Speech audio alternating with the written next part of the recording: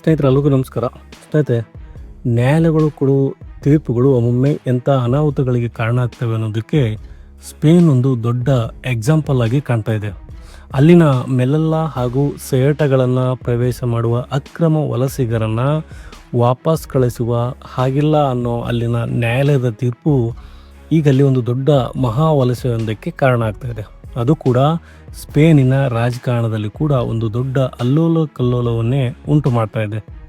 ಈಗಾಗಲೇ ಅಕ್ರಮ ವಲಸಿಗರಿಂದ ತುಂಬಿ ತುಳುಕ್ತಾ ಇರೋ ಅಪರಾಧಗಳ ರಾಜಧಾನಿ ಆಗೋದಕ್ಕೆ ಇನ್ನು ಒಂದು ಹೆಜ್ಜೆ ಬಾತ್ರ ಇದೆ.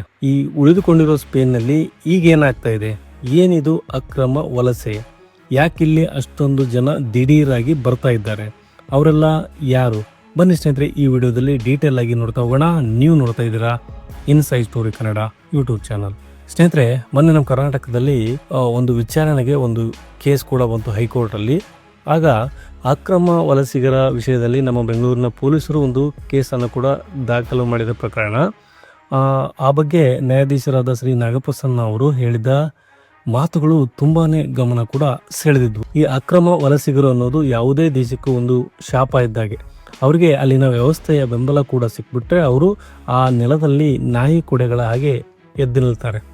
ಹೀಗಿರುವಾಗ ಮೊನ್ನೆ ಸ್ಪೇನ್ನಲ್ಲಿ ಕೂಡ ಅಲ್ಲಿನ ಸುಪ್ರೀಂ ಕೋರ್ಟ್ ಒಂದು ತೀರ್ಪನ್ನು ಕೂಡ ಕೊಡ್ತು. ಅದರ ಪ್ರಕಾರ ಮೊರೊಕಾಯಿಂದ ಸ್ಪೇನ್ ಸೆಯಟಾ ಹಾಗೂ ಮೆಲ್ಲಲ್ಲ ಹಾಗೆ ಬರೋದಕ್ಕೆ ಪ್ರಯತ್ನ ಪಡ್ತಾ ಇರೋ ಅಕ್ರಮ ವಲಸಿಗರು ಏನಿದ್ದಾರೆ ಅವರನ್ನು ಸಮುದ್ರದಲ್ಲಿ ತಡೆ ಹಿಡಿದು ವಾಪಸ್ ಮೊರೊಕೋಗೆ ಕಳಿಸೋಕೆ ಹಾಗಿಲ್ಲ ಅಂತೇಳಿ ಅಲ್ಲಿನ ಸುಪ್ರೀಂ ಕೋರ್ಟ್ ಕೂಡ ಹೇಳ್ತು. ಅಂದರೆ ಅವರನ್ನು ದೇಶದ ಒಳಗೆ ಬಿಟ್ಕೊಳ್ಳಿ ಅಂಥೇಳಿ ಸುಪ್ರೀಂ ಕೋರ್ಟ್ ಹೇಳಿದ ಮೇಲೆ ಕೇಳಬೇಕಾ. ಇದ್ದಕ್ಕಿದ್ದ ಹಾಗೆ ಮೊರೊಕೋದಿಂದ ಸಮುದ್ರ ಮಾರ್ಗದಲ್ಲಿ ಬರೋ ಅಕ್ರಮ ವಲಸಿಗರ ಸಂಖ್ಯೆ ತುಂಬಾ ಜಾಸ್ತಿ ಆಯಿತು. ಅವರನ್ನು ಯಾರು ಕೂಡ ತಡೆಯೋ ಹಾಗಿಲ್ಲ. ಸುಲಭವಾಗಿ ಸ್ಪೇನ್ ಕೂಡ ಸೇರ್ಕೊಂಡು ಬಿಡ್ಬೋದು ಅನ್ನೋದು ಗೊತ್ತಾದ ಮೇಲೆ ವಲಸಿಗರು ಕೂಡ ತುಂಬಾ ಹೆಚ್ಚಾಗಿ ಬರ್ತಾ ಹೋದರು. ಅವರನ್ನು ಅಕ್ರಮವಾಗಿ ಗಡಿ ದಾಟಿಸೋ ಮಾಫಿಯಾಗಳು ಕೂಡ ಅಲ್ಲಿ ಹುಟ್ಕೊಂಡು. ಸ್ಪೇನ್ ಈ ಹಿಂದೆ ಯಾವತ್ತೂ ನೋಡೋದಷ್ಟು ವಲಸಿಗರನ್ನು ಏಕಾಏಕಿ ನೋಡಬೇಕಾಗಿ ಬಂತು. ಒಂದೇ ಗಂಟೆಯಲ್ಲಿ ಸುಮಾರು 3,000 ಮಂದಿ ವಲಸಿಗರು ಕೂಡ ಮೊರೊಕೋದಿಂದ ಸ್ಪೇನ್ಗೆ ಬಂದಿದ್ದಾರೆ, ಅದು ಕೂಡ ಸಮುದ್ರದ ಮೂಲಕ. ನೀವಿಲ್ಲಿ ಮ್ಯಾಪಲ್ಲಿ ನೋಡ್ತಾ ಇರ್ಬೋದು, ಇದು ಸ್ಟೇಟ್ ಆಫ್ ಜಬ್ರಾಲ್ಟರ್ ಅಂತೇಳಿ. ಈ ಚಿಕ್ಕದಾದ ಜಲಸಂಧಿ ಮೆಡಿಟೇರಿಯನ್ ಸಮುದ್ರವನ್ನು ಅಟ್ಲಾಂಟಿಕ್ ಸಾಗರ ಜೊತೆ ಬೆಸೆಯುತ್ತೆ, ಹಾಗೆ ಯುರೋಪ್ನ ಆಫ್ರಿಕಾದಿಂದ ಬೆಸೆಯುತ್ತೆ. ಈ ಜಲಸಂಧಿ ಆಫ್ರಿಕಾ ಮತ್ತು ಯುರೋಪ್ ನಡುವಿನ ಅಂತರವನ್ನು ಕೇವಲ 14.2 ಕಿಲೋಮೀಟರ್ಗಳಿಗೆ ಇಳಿಸಿದೆ. ಸೊ ಇಲ್ಲಿ ಒಂದು ಕಡೆಯಿಂದ ಮತ್ತೊಂದು ಕಡೆಗೆ ಹೋಗೋದು ತುಂಬಾ ಸುಲಭ, ಈಜ್ಕೊಂಡು ಕೂಡ ದಡ ಸೇರ್ಬೋದು. ಈ ಜಲಸಂಧಿ ಮೊರೊಕ್ಕೋ, ಸ್ಪೇನ್ ಹಾಗೂ ಬ್ರಿಟಿಷ್ ಓವರ್ಸೀಸ್ ಟೆರಿಟರಿಯ ನಡುವೆ ಹರಡಿಕೊಂಡಿದೆ. ಸೊ ಈ ಜಲಸಂಧಿಯ ಮೂಲಕ ಹಾಗೂ ಅಟ್ಲಾಂಟಿಕ್ ಸಾಗರದ ಮೂಲಕ ಆಫ್ರಿಕಾದ ಕೆಲ ದೇಶಗಳಿಂದ ಜನ ಅಕ್ರಮವಾಗಿ ಸ್ಪೇನನ್ನು ತಲುಪ್ತಾ ಇದ್ದಾರೆ. ಇದು ಕೂಡ ಸ್ಪೇನ್ಗೆ ಒಂದು ದೊಡ್ಡ ತಲೆನೋವಾಗಿ ಕಾಡ್ತಾ ಇದೆ. ಸ್ಪೇನ್ ಇತ್ತೀಚೆಗೆ ಫಿಫಾ ವರ್ಲ್ಡ್ ಕಪ್ ಅನ್ನು ಕೂಡ ಗೆದ್ದು ಬೀಗಿದೆ. ಈ ಜಲಸಂಧಿ ಅನ್ನೋದು ಶಾಪನ ವರನ ಅನ್ನೋದು ಕೂಡ ಇವತ್ತಿಗೆ ಗೊತ್ತಾಗ್ತಿಲ್ಲ. ಈ ಹಿಂದೆ ಅಂದರೆ 8ನೇ ಶತಮಾನದಲ್ಲೂ ಕೂಡ ಈ ಭೂಭಾಗದ ಮೇಲೆ ಇಸ್ಲಾಮಿಕ್ ದಾಳಿಗಳು ಕೂಡ ನಡೀತವೆ. ತಾರಿಕ್ ಇಬ್ನ್ ಜಿಹಾದ್ ನೇತೃತ್ವದಲ್ಲಿ ಉಮಯ್ಯದ್ ಖಲೀಫ್ ಸೇನೆ ಉತ್ತರ ಆಫ್ರಿಕಾದಿಂದ ಇದೇ ಜಿಬ್ರಾಲ್ಟರ್ ಜಲಸಂಧಿಯನ್ನು ದಾಟಿ ಇಬೇರಿಯನ್ ಪರ್ಯಾಯ ದ್ವೀಪದ ಈ ನೆಲಕ್ಕೆ ದಾಳಿ ಮಾಡುತ್ತೆ. ಅಲ್ಲಿನ ಸೇನೆಯನ್ನು ಸೋಲಿಸಿ ಈ ಭಾಗವನ್ನು ವಶಪಡಿಸಿಕೊಳ್ಳುತ್ತೆ. ಅದಾದ ಕೆಲವೇ ವರ್ಷಗಳಲ್ಲಿ ಬಹುತೇಕ ಇಬೇರಿಯನ್ ಪರ್ಯಾಯ ದ್ವೀಪ ಮುಸ್ಲಿಂ ಆಳ್ವಿಕೆಗೆ ಒಳಪಡುತ್ತೆ. ಇದನ್ನು ಅಲ್ ಅಂದಲೂಸ್ ಅಂತ ಕೂಡ ಕರೀತಾರೆ. ಈ ಮೂಲಕ ಇಸ್ಲಾಮಿಕ್ ದಾಳಿಗೆ ಮತ್ತು ಆಕ್ರಮಣ ಹಾಗೂ ಆಳ್ವಿಕೆಗೆ ತುತ್ತಾದ ಮೊದಲ ಯುರೋಪಿಯನ್ ದೇಶ ಕೂಡ ಅನಿಸಿಕೊಳ್ಳುತ್ತೆ. ಈ ಸ್ಪೇನ್ ಇವತ್ತು ಎಡಪಕ್ಷಗಳ ಆಡಳಿತ ಇದೆ. ಸೆಕ್ಯುಲರಿಸಮ್ ನಮ್ಮ ಮನೆ ದೇವರು ಅನ್ನೋ ಥರ ಆಡ್ತಾ ಇದೆ.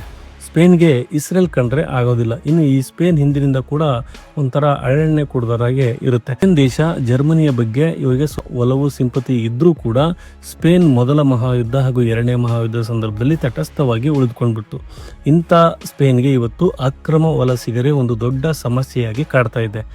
ಸ್ನೇಹಿತರೆ, ಈ ಸ್ಪೇನಿನ ಇವತ್ತಿನ ಪರಿಸ್ಥಿತಿ ನಮಗೆ ಅರ್ಥ ಆಗಬೇಕಂದ್ರೆ ಆ ದೇಶದ ಬಗ್ಗೆ ಸ್ವಲ್ಪ ನಾವು ಮಾಹಿತಿಯನ್ನು ತಿಳಿದುಕೊಳ್ಳಬೇಕು. ಒಂದು ಕಾಲಕ್ಕೆ ಬ್ರಿಟನ್, ಫ್ರಾನ್ಸ್ಗಳ ಥರನೇ ಈ ಸ್ಪೇನ್ ಕೂಡ ಅಮೇರಿಕಾ, ಏಷ್ಯಾ ಮತ್ತು ಆಫ್ರಿಕಾದ ನಾನಾ ದೇಶಗಳಲ್ಲಿ ತನ್ನ ವಸಾಹತುಗಳನ್ನು ಕೂಡ ಸ್ಥಾಪಿಸಿದ್ದ ದೇಶ. ಇವತ್ತಿಗೂ ಅವರು ಜಗತ್ತಿನ ಮುಂದುವರೆದ ದೇಶಗಳ ಪಟ್ಟಿಯಲ್ಲಿ ಸ್ಥಾನ ಕೂಡ ಪಡ್ಕೊಂಡಿದ್ದಾರೆ. ಎಬಿರಿಯನ್ ಹಾಗೆ ಪೆನ್ಸುಲಾದಲ್ಲಿರುವ ಸ್ಪೇನ್ ಯುರೋಪಿಯನ್ ಯೂನಿಯನ್ ಭೂಭಾಗ ಆಗಿದೆ. ಇದನ್ನು ಸ್ಪೇನ್ ಅಥವಾ ಕಿಂಗ್ಡಮ್ ಆಫ್ ಸ್ಪೇನ್ ಅಂತ ಕೂಡ ಕರೀತಾರೆ. ಇದು ಒಂದು ಕಡೆ ಅಟ್ಲಾಂಟಿಕ್ ಸಾಗರ, ಮತ್ತೊಂದು ಕಡೆ ಮೆಡಿಟೇರಿಯನ್ ಸಮುದ್ರಗಳನ್ನು ಕೂಡ ಗಡಿಯಾಗಿ ಹೊಂದಿದ್ದು ಪೋರ್ಚುಗಲ್, ಅಂಡೋರಾ ಮತ್ತು ಫ್ರಾನ್ಸ್ಗಳನ್ನು ಕೂಡ ತನ್ನ ಗಡಿಗಳನ್ನಾಗಿ ಮಾಡಿಕೊಂಡಿದೆ. ಈ ದೇಶ ಒಟ್ಟು 5,59,990 ಚದರ ಕಿಲೋಮೀಟರ್ ವಿಸ್ತೀರ್ಣವನ್ನು ಕೂಡ ಹೊಂದಿದೆ. 4,96,00,000 ಅಧಿಕ ಜನಸಂಖ್ಯೆ ಕೂಡ ಇಲ್ಲಿದೆ. ಇದರಲ್ಲಿ 86% ಸ್ಪ್ಯಾನಿಷ್ ಜನ ಕೂಡ ಇದ್ದಾರೆ. ಇನ್ನುಳಿದವರು ಹೊರಗಿನವರು. ಹಾಗೆ ಇಲ್ಲಿನ ಜನಸಂಖ್ಯೆ ಕೂಡ 56% ರೋಮನ್ ಕ್ಯಾಥಲಿಕ್ ಮತದಿಂದ ಹೊಂದಿದ್ದಾರೆ. 14.9% ಎಥಿಸ್ಟ್ಗಳು ಕೂಡ ಇದ್ದಾರೆ. ಇನ್ನು ಇಲ್ಲಿ 16.6% ಅಗ್ನೋಸ್ಟಿಕ್ ಜನಾಂಗ ಕೂಡ ಇದೆ. ಅವರ ಜನಸಂಖ್ಯೆಯನ್ನು ನೋಡಿದರೆ ಅವರದ್ದೇ ಒಂದು ಮತದ ಹಾಗೆ ಕಾಣಿಸ್ತಾ ಇದೆ. ಇನ್ನುಳಿದಂತೆ 12.3% ನಾವು ಯಾವುದೇ ಮತ ಅಥವಾ ಧರ್ಮಕ್ಕೂ ಕೂಡ ಸೇರಿದವರಲ್ಲ ಅಂತ ಹೇಳ್ಕೊತಾರೆ. ಹಾಗೆ ಇತ್ತೀಚೆಗೆ ಅಲ್ಲಿ ಇಸ್ಲಾಂ ಕೂಡ ಹೆಚ್ಚಾಗ್ತಾನೆ ಇದೆ. ಈಗಾಗಲೇ ಸ್ಪೇನ್ ಒಟ್ಟು ಜನಸಂಖ್ಯೆಯ ಪೈಕಿ 5% ಮುಸ್ಲಿಮರು ಕೂಡ ಅಲ್ಲಿ ಪೌರತ್ವವನ್ನು ಪಡ್ಕೊಂಡವರಾದರೆ, ನಾನಾ ದೇಶಗಳಿಂದ ಅಲ್ಲಿ ವಲಸೆ ಬಂದ ಮುಸ್ಲಿಮರ ಸಂಖ್ಯೆ ಕೂಡ ತುಂಬ ದೊಡ್ಡ ಪ್ರಮಾಣದಲ್ಲಿ ಕೂಡ ಇದೆ. ಇನ್ನು ಸ್ಪೇನ್ GDPಯ ಹಾಗೆ ಸ್ಪೇನ್ ಕಲೆ, ಸಂಸ್ಕೃತಿ, ಸಂಗೀತ, ಹಾಗೆ ಈ ಚಿತ್ರಕಲೆ, ಸಾಹಿತ್ಯ, ಫುಟ್ಬಾಲ್ ಕೂಡ ತುಂಬ ಫೇಮಸ್. ಈ ವಿಷಯಗಳಲ್ಲಿ ಕೂಡ ಅವರು ವಿಖ್ಯಾತಿಯನ್ನು ಪಡ್ಕೊಂಡಿದ್ದಾರೆ. ಈ ಸ್ಟೋನು ಹಾಗೆ ಕ್ಯಾಸಿನೋಗಳು, ಹಿಮದಿಂದ ಆವೃತವಾದ ಪರ್ವತ ಶ್ರೇಣಿಗಳು, ಅಲ್ಲಿ ಅನೇಕ ಐತಿಹಾಸಿಕ ಸ್ಮಾರಕಗಳ ಜೊತೆಗೆ ಅತ್ಯಾಧುನಿಕ ನಗರಗಳ ತವರು ಅಂತ ಕೂಡ ಕರೀತಾರೆ. ಸ್ಪೇನ್ ಪ್ರವಾಸಿಗರ ಅಚ್ಚುಮೆಚ್ಚಿನ ಒಂದು ತಾಣ ಕೂಡ ಅಂತ ಹೇಳಿದರೆ ತಪ್ಪಾಗಲಿಕ್ಕಿಲ್ಲ.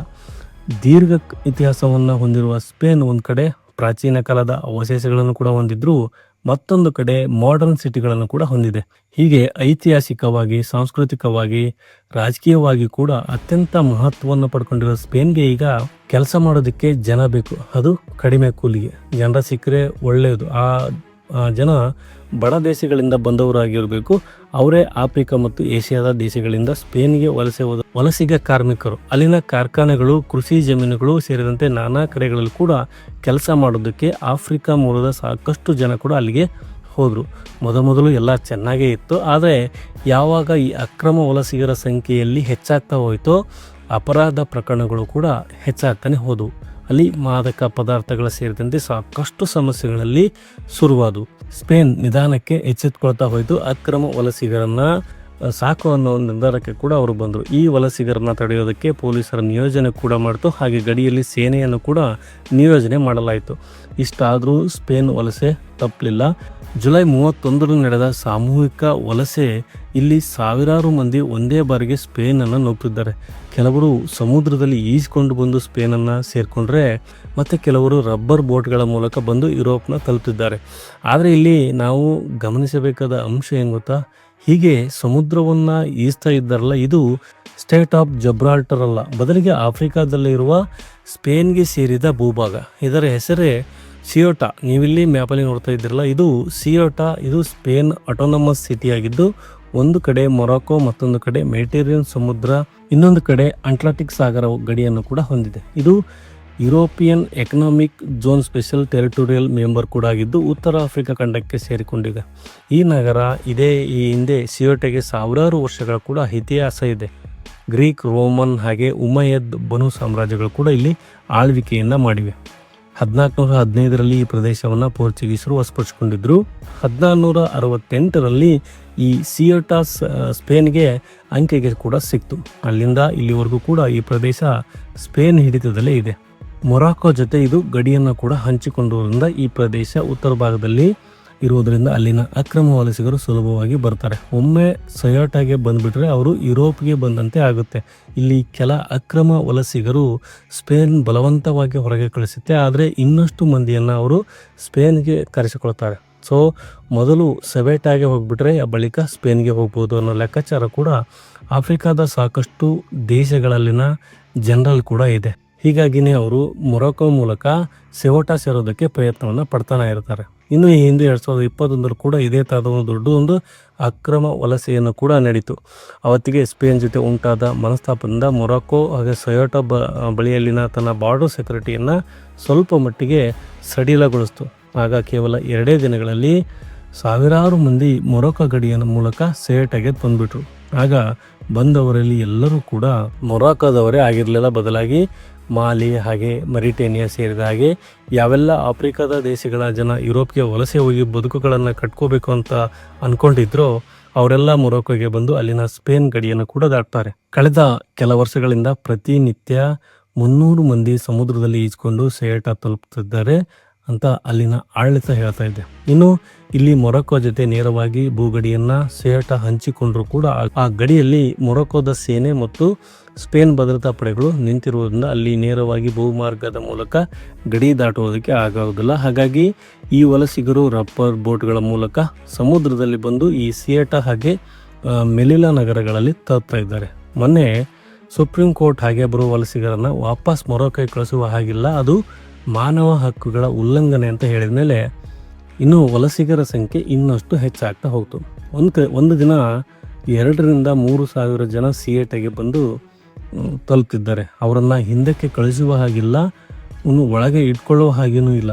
ಇಲ್ಲಿ ಸ್ಪೇನ್ ಈಗೊಂಥರ ಅಡಕತ್ರೆಯಲ್ಲಿ ಸಿಲುಕಾಕೊಂಡಿದೆ. ತಕ್ಷಣ ರಾಷ್ಟ್ರೀಯ ತುರ್ತು ಪರಿಸ್ಥಿತಿಯನ್ನು ಕೂಡ ಘೋಷಣೆ ಮಾಡಿ ವಲಸೆ ನಿಯಂತ್ರಿಸಬೇಕು ಅಂತ ಸಿಯೇಟಾ ಆಡಳಿತ ಒತ್ತಾಯ ಮಾಡಿದೆ. ಆದರೆ ಪ್ರಧಾನಿ ಪೆಡ್ರೋ ಸ್ಯಾಂಚೆಸ್ ಇದಕ್ಕೆ ಒಪ್ಪಿಗೆಯನ್ನು ಕೂಡ ಕೊಟ್ಟಿಲ್ಲ. ನಾವು ಮೊರಕ್ಕೋ ಜೊತೆ ಮಾತುಕತೆಗಳನ್ನು ಮಾಡ್ತಾ ಇದ್ದೀವಿ, ಸ್ವಲ್ಪ ತಡ್ಕೊಳ್ಳಿ ಅಂತೇಳಿ ಸಿಯೇಟಾ ಆಡಳಿತಕ್ಕೆ ಹೇಳಿದ್ದಾರೆ. ಅಷ್ಟರಲ್ಲಿ ಅಕ್ರಮ ವಲಸಿಗರು ಇನ್ನೂ ಕೂಡ ಹೆಚ್ಚಾಗ್ತವೆ ಅನ್ನೋದು ಸಿಯೇಟಾ ಹಾಗೂ ಮೆಲಿಲಾ ನಗರಗಳ ಆತಂಕ. ಸ್ನೇಹಿತರೆ, ಯುರೋಪಿಯನ್ ದೇಶಗಳಿಗಾಗಲೇ ದೊಡ್ಡ ಪ್ರಮಾಣದಲ್ಲಿ ಅಕ್ರಮ ವಲಸಿಗರ ಸಮಸ್ಯೆಯನ್ನು ಕೂಡ ಎದುರಿಸ್ತಾ ಇದೆ. ಬ್ರಿಟನ್ ಇನ್ನು ಕೆಲ ದಿನಗಳಲ್ಲಿ ಶರಿಯಾ ಕಾನೂನನ್ನು ಕೂಡ ಹೊಂದುವ ಯುರೋಪಿಯನ್ ದೇಶ ಕೂಡ ಆಗುತ್ತೆ ಅನ್ನೋ ಮಾತನ್ನು ಕೂಡ ಇತ್ತೀಚೆಗೆ ಅಮೆರಿಕದ ಅಧ್ಯಕ್ಷ JD ವ್ಯಾನ್ಸ್ ಕೂಡ ಹೇಳಿದರು. ಅಲ್ಲಿ ಅಕ್ರಮ ವಲಸಿಗರ ಕಾರಣಕ್ಕೇನೆ ವಿಪರೀತ ಅನ್ನುವಷ್ಟು ಅಪರಾಧ ಪ್ರಕರಣಗಳು ನಡೀತಾ ಇವೆ. ಅಪ್ರಾಪ್ತ ಮಕ್ಕಳ ಮೇಲೆ ಅತ್ಯಾಚಾರಗಳು ಹಾಗೆ ಗ್ರೂಮಿಂಗ್ ಗ್ಯಾಂಗ್ಗಳು ಇವೆಲ್ಲ ಹೆಚ್ಚಾಗ್ತಾ ಇವೆ ಅಂತ ಅಲ್ಲಿನ ಮಾಧ್ಯಮಗಳು ಕೂಡ ವರದಿ ಮಾಡ್ತಿವೆ. ಬ್ರಿಟನ್ ಸರಿಪಡಿಸೋದಕ್ಕೆ ಸಾಧ್ಯ ಇಲ್ಲ ಅನ್ನೋವಷ್ಟು ಹಳ್ಳ ಹಿಡಿತಾ ಹೋಗ್ತಾ ಇದೆ. ಇನ್ನು ಯುರೋಪಿಯನ್ ಒಂದಷ್ಟು ದೇಶಗಳು ಅಕ್ರಮ ವಲಸಿಗರನ್ನು ಹೊರದಬ್ಬೋ ಕೆಲಸಕ್ಕೆ ಮುಂದಾಗ್ತವೆ. ಈಗಾಗಲೇ ಗ್ರೀಸ್ ದಾಖಲೆ ಇಲ್ಲದ ಅಕ್ರಮ ವಲಸಿಗರನ್ನು ಬಂಧಿಸಿ ಅವರನ್ನು ಡಿಪೋರ್ಟ್ ಮಾಡ್ತಾ ಇದ್ದಾರೆ. ಇಟಲಿ ಅಕ್ರಮ ವಲಸಿಗಳನ್ನು ಕೂಡ ತಡೆಯೋದಕ್ಕೆ ಅಂತಲೇ ಮೆಡಿಟರೇನಿಯನ್ನಲ್ಲಿ ಸ್ಪೆಷಲ್ ನಾವೆಲ್ ಫೋರ್ಸನ್ನು ಕೂಡ ನಿಲ್ಲಿಸಿದೆ. ಹಂಗೇರಿ ತನ್ನ ಗಡಿಗಳಲ್ಲಿ ಭದ್ರತಾ ಪಡೆಗಳನ್ನು ಹೆಚ್ಚು ಮಾಡ್ಕೊಳ್ತಾ ಇದೆ. ಹಾಗೆ ಪೋಲೆಂಡ್ ಕೂಡ ತನ್ನ ಗಡಿಗಳನ್ನು ಬೇಗ ಬಂದ್ ಮಾಡಿದೆ. ಇನ್ನು ಫಿನ್ಲ್ಯಾಂಡ್ ಅಕ್ರಮ ವಲಸಿಗೆ ಬ್ರೇಕ್ ಹಾಕೋ ಮಾತುಗಳನ್ನು ಕೂಡ ಆಡ್ತಾ ಇದೆ. ಇನ್ನು ಫ್ರಾನ್ಸ್ನಲ್ಲಿ ಅಕ್ರಮ ವಲಸಿಗರ ಕಾಟ ಹೆಚ್ಚಾಗ್ತಾ ಇದೆ. ಯುರೋಪಿಯನ್ ದೇಶಗಳು ಅವರನ್ನು ಹೊರ ಹಾಕೋದು ಹೇಗೆ ಅಂತ ತಲೆ ಕೆಡಿಸ್ಕೊಳ್ತಾ ಇರುವ ಸಂದರ್ಭದಲ್ಲೇ ಸ್ಪೇನ್ ಈಗ ಒಂದು ಹೊಸ ತಲೆನೋವನ್ನು ತಾನಾಗೆ ತಂದುಕೊಂಡಿದೆ. ಸ್ನೇಹಿತರೆ, ಹೀಗೆ ಇಡೀ ಜಗತ್ತು ಇವತ್ತು ಅಕ್ರಮ ವಲಸಿಗರಿಂದ ನರಳ್ತಾ ಇದೆ ಇರುವಾಗ ನಮ್ಮಲ್ಲಿ ಕೂಡ ಏನಾಗ್ತಾ ಇದೆ ಒಂದು ಸರಿ ನೋಡಿ, ಬಾಂಗ್ಲಾ ಮಯನ್ಮಾರ್ಗಳಿಂದ ಬಂದಿರೋ ಕೋಟ್ಯಾಂತರ ಜನ ಭಾರತದಲ್ಲಿ ವಾಸ ಮಾಡ್ತಾ ಇದ್ದಾರೆ. ಅವರು ಬೆಂಗಳೂರಿನಲ್ಲೂ ಕೂಡ ಮನೆ ಕಟ್ಕೊಂಡು ಕೆಲಸದಿಂದ ಹಿಡಿದು ಚಿಕ್ಕಮಗಳೂರು, ಮಡಿಕೇರಿ, ಹಾಸನ ಮುಂತಾದ ಕಡೆಗಳಲ್ಲಿನ ಎಸ್ಟೇಟ್ಗಳ ಕೆಲಸದವರೆಗೆ ಎಲ್ಲವನ್ನು ಕೂಡ ಮಾಡಿಕೊಡ್ತಾರೆ. ರಾಜಾರೋಷವಾಗಿ ನಾವು ಬಾಂಗ್ಲಾದೇಶಿಗಳು ಅಂತಲೂ ಕೂಡ ಹೇಳ್ಕೊತಾರೆ. ಅವರ ವಿರುದ್ಧ ದೂರು ಕೊಟ್ಟರೆ ನಮ್ಮ ಪೊಲೀಸರು ದೂರು ಕೊಟ್ಟವರ ಮೇಲೆಯೇ ಕೌಂಟರ್ ಕಂಪ್ಲೇಂಟನ್ನು ಕೂಡ ದಾಖಲು ಮಾಡ್ತಿದ್ದಾರೆ. ಈ ಅಕ್ರಮ ವಲಸಿಗರಿಂದಲೇ ಕೇಸನ್ನು ದಾಖಲು ಮಾಡಿಸಿದ್ದಾರೆ. ದೂರು ಕೊಟ್ಟವರನ್ನೇ ಅರೆಸ್ಟ್ ಮಾಡ್ತಾ ಇದ್ದಾರೆ. ಇದು ನಮ್ಮ ದೌರ್ಭಾಗ್ಯ. ನಮ್ಮ ಪೊಲೀಸರಿಗೆ, ನಮ್ಮ ಸರ್ಕಾರಗಳಿಗೆ, ನಮ್ಮಲ್ಲಿನ ವ್ಯವಸ್ಥೆಗಳಿಗೆ ಈ ಅಕ್ರಮ ವಲಸೆ ಅನ್ನೋದು ಮುಂದೆ ದೇಶದ ಪಾಲಿಗೆ ಒಂದು ಮಹಾ ವಿಪತ್ತನ್ನು ತರುತ್ತೆ ಅಂತ ಯಾವಾಗ ಅರ್ಥ ಆಗುತ್ತೋ ಗೊತ್ತಿಲ್ಲ. ಮೊನ್ನೆ ಹೈಕೋರ್ಟಲ್ಲೂ ಕೂಡ ಜಸ್ಟಿಸ್ ನಾಗಪ್ರಸನ್ನ ಅವರು ಕೂಡ ಈ ಪ್ರಕರಣ ಬಂದ ವಿಚಾರಣೆಯಲ್ಲಿ ಇಂಥದ್ದೇ ಎಚ್ಚರಿಕೆಯನ್ನು ಕೂಡ ಕೊಟ್ಟಿದ್ದಾರೆ. ಇನ್ನಾದರೂ ನಮ್ಮ ಗೃಹ ಇಲಾಖೆ ಈ ಬಗ್ಗೆ ಎಚ್ಚೆತ್ತುಕೊಳ್ಳುತ್ತಾ ನಾವು ಕೂಡ ಕಾದು ನೋಡಬೇಕು. ಇದು ಸ್ನೇಹಿತರೆ, ಸ್ಪೇನ್ಗೆ ಬರ್ತಾ ಇರುವ ಅಕ್ರಮ ವಲಸಿಗರ ಕುರಿತಾದ ಒಂದಷ್ಟು ಮಾಹಿತಿ. ಮುಂದಿನ ಸಂಚಿಕೆಯಲ್ಲಿ ಮತ್ತೆ ಭೇಟಿ ಆಗ್ತೀನಿ. ಅಲ್ಲಿವರೆಗೂ ಜೈ ಹಿಂದ್, ಜೈ ಕರ್ನಾಟಕ, ವಂದೇ ಮಾತರಂ.